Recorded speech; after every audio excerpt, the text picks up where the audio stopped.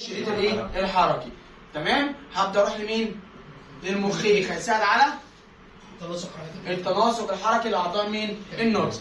بعد كده عندي حاجه اسمها جذع الدماغ، متقسم لكام منطقه؟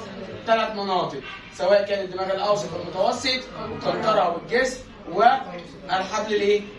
النخاع المستطيل، النخاع المستطيل. وفي نهايه النخاع المستطيل عندي الحبل الايه؟ الشوكي، اللي هو من عندي مين؟ القنطره والجسر عندي بتساعدنا على التنفس ونسبه الاكسجين فين؟ في جسم الايه؟ الانسان.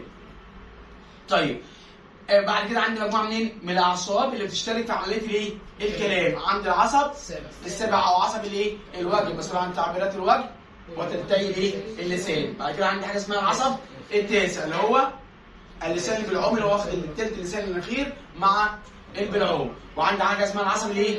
العاشر او الحائر، وده جزء منه مسؤول عن اعضاء النطق. وعندي كمان اللي هو الجزء الايه؟ الاضافي ال 11، وده مسؤول عن حركه الراس وهي عمليه برضه المضغ والبلع، مع التاسع كمان احنا شفنا ما قلناش التاسع برضه المضغ والبلع. بعد كده عندنا كمان عندي حاجه اسمها الايه؟ تحت اللسان، وده مسؤول عن حركه مين؟ اللسان.